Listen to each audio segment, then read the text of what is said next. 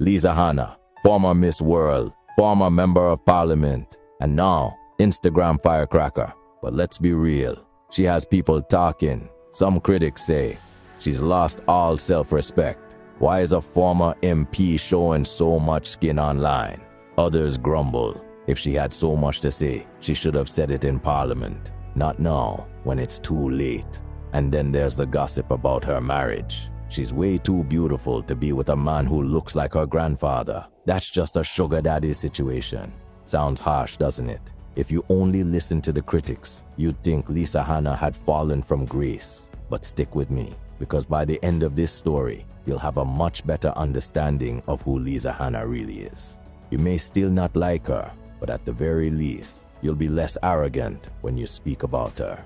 Before Instagram, before Parliament, before the swimsuit controversies, Lisa Hanna was just a Jamaican teenager with big dreams. It's 1993. She's only 18 years old. She walks out onto the stage at the Miss World competition in Sun City, South Africa. The lights are blinding, the cameras flashing. Contestants from every corner of the globe stand beside her. And then, history is made. Lisa Hanna is crowned Miss World 1993, the third Jamaican to ever win the title. Imagine the pride. A small island on the global stage once again. Jamaicans everywhere celebrated. For them, Lisa was not just a beauty queen. She was proof that Jamaica could stand tall anywhere in the world. But here's what made her different. For many, a Miss World crown is the peak, the end of the story. For Lisa, it was just the beginning. She went on to study communications. She worked in television, hosted programs, built a career in media. She wasn't content to be remembered as a pretty face who won a crown. She wanted more. And then she did the unthinkable. She entered politics. In 2007, Lisa Hanna ran for office and won.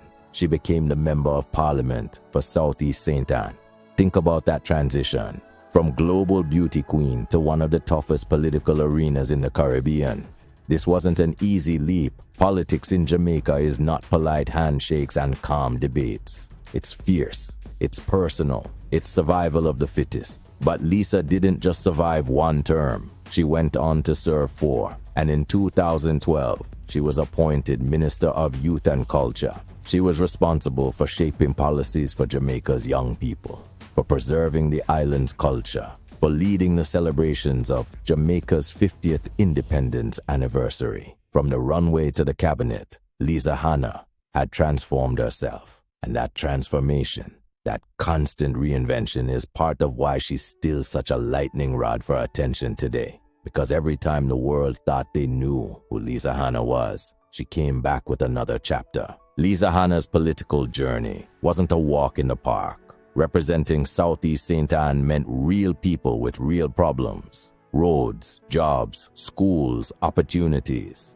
And as one of the youngest female MPs, Lisa had to prove herself twice as hard. She served not 1, not 2, but 4 consecutive terms. And along the way, she faced battles not only against her political opponents, but sometimes within her own party. In 2012, when she was appointed Minister of Youth and Culture, she carried an enormous responsibility. She was shaping policies that would affect the next generation. She oversaw cultural programs and even led Jamaica's 50th independence anniversary celebrations. But politics, especially in Jamaica, is not for the faint of heart. It's bruising, it's unforgiving, and it can be downright toxic. Lisa Hanna described it herself as unrelenting and excruciating. Imagine waking up every day knowing that no matter what you do, someone is waiting to tear it apart. That was her reality. And yet, she pressed on. In 2020, she did something bold. She ran for leadership of the People's National Party. It was a tough race, and she narrowly lost. That defeat could have broken her spirit, but instead, it revealed something important. Lisa wasn't afraid to stand up, even if it meant standing alone. Still, after more than 15 years of service, the constant pressure, the betrayals, and the exhaustion took their toll. In 2022, she announced she would not be contesting the next election. She was walking away from representational politics. Some people saw it as quitting. Others saw it as self-preservation. But for Lisa, it was freedom. And with that freedom came reinvention. She began to show a new side of herself. She wrote a weekly column where she discussed big issues, from agriculture to leadership to the future of Jamaica. She joined international advisory groups, adding her voice to regional and global discussions. But perhaps most striking was what she did on Instagram. Gone was the politician in stiff suits and guarded speeches. Instead, there was Lisa Hanna, stylish, glowing, and unapologetically herself. Her page became a mix of glamorous photos, candid shots, and reflections. Sometimes she'd post a swimsuit picture, reminding everyone that confidence doesn't expire at 30 or 40 or 50. Other times, she'd write captions that hit like motivational speeches. Things like, "Focus is your freedom, because clarity never needs a crowd." Or, "The most unforgettable thing you can ever put on is yourself." Lisa Hanna was no longer asking for permission to speak. She was speaking anyway.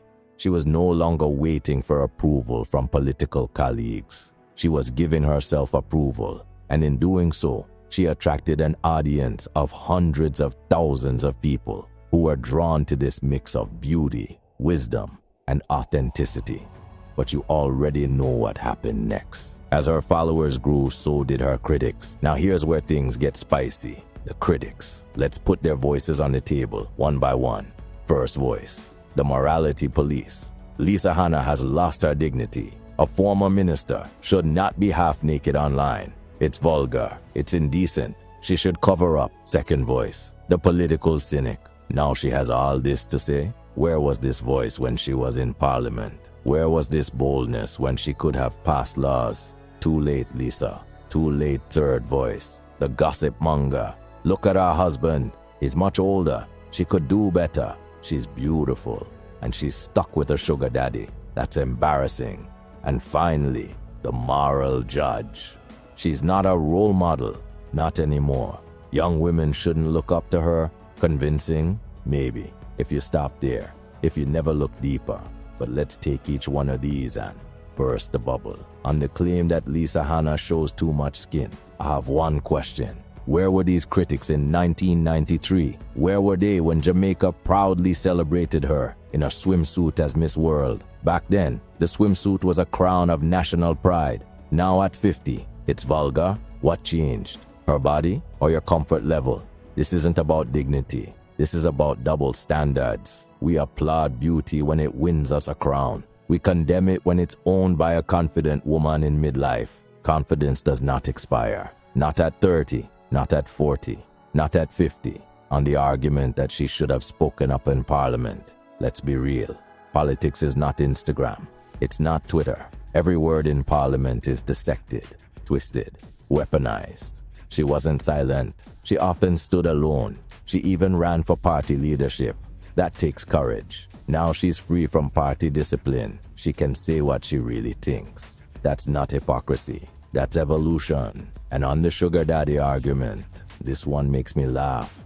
Lisa has been through heartbreak, a public divorce, custody battles, failed relationships. Maybe she wanted safety, emotional stability, a man who wouldn't be competing with her spotlight. Richard Lake is older, yes, but she calls him her personal superhero, her rock, her safe space. That's not desperation, that's wisdom. And let's not pretend men don't do the same. And worse, every day, powerful older men marry women young enough to be their daughters. Society claps and says he still got it. But when a powerful woman marries an older man, suddenly she's desperate.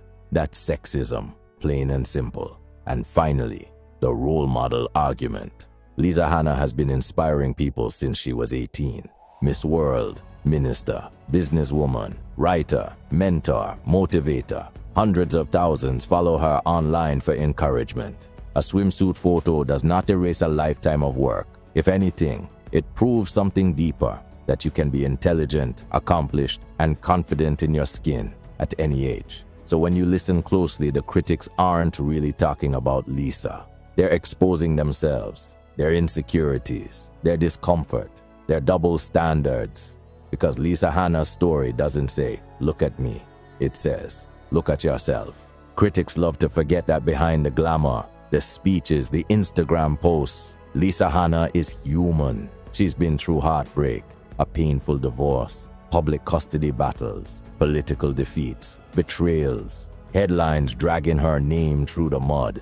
Most people would crumble under that pressure. They'd hide, they'd quit, they'd disappear quietly. But Lisa Hanna, she's still here, still standing, still smiling, still posting. That resilience is the real story, not the swimsuit, not the marriage, not the critics, the resilience. And yet, here's the thing. When men show resilience, society celebrates them. What a strong leader, what a fighter. But when women do it, they get labeled desperate, attention-seeking, vulgar. Let's be honest, the double standards are glaring. When a 60-year-old man marries a 30-year-old woman, he's the man. People slap him on the back and say, big boss, still got it. When Lisa Hanna marries an older man, sugar daddy, she's embarrassing herself. When a male politician takes off his shirt at the beach, nobody bats an eye. Lisa Hanna posts a swimsuit picture, national scandal. It's laughable, really. And it shows us something important. The problem isn't Lisa. The problem is how society reacts when women refuse to shrink themselves. So what does this mean for you? It means you cannot win with critics. If you cover up, you're boring. If you show skin, you're vulgar. If you're quiet, you're weak. If you're loud, you're too much. If you marry young, it's wrong. If you marry old, it's worse. Sound familiar? That's not just Lisa's story. That's life for all of us. So here's the only answer. Stop living for the crowd. Stop letting critics control your choices. Let me ask you this. How many times have you held back because of what people might say? How many times have you hidden your light so no one would judge you? How many times have you let fear of gossip or criticism stop you from being yourself? Lisa Hanna's story is a reminder. You don't owe the critics anything. You owe yourself everything. So what can we learn here? First, confidence is freedom. When you own who you are, no one can use shame against you. Second, growth is allowed. Who you were yesterday doesn't lock you in. Reinvention is your right at 20, at 40, at 50, at 70. Third, protect your peace. Block the negativity on Instagram, on WhatsApp, even in your own mind. And finally, live for you. The critics will never pay your bills. They won't hold you up when life gets heavy. And they definitely won't clap when you win. So, is Lisa Hanna perfect? Number. Neither am I. Neither are you. But is she bold? Yes. Inspirational? Absolutely. Unapologetic? Without question. Her story isn't about bikinis or marriage or Instagram.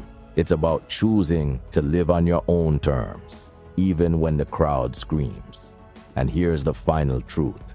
It costs nothing to mind your own business, and nothing shocks your critics more than when you shine anyway. So here's my challenge to you. Take one bold step this week, just one. Post the picture you've been afraid to post. Say the thing you've been holding back. Wear the outfit you love. Start the project you've been putting off. Do it for you, not for applause. Because like Lisa Hanna said, focus is your freedom. Because clarity never needs a crowd. One love, and thank you for listening.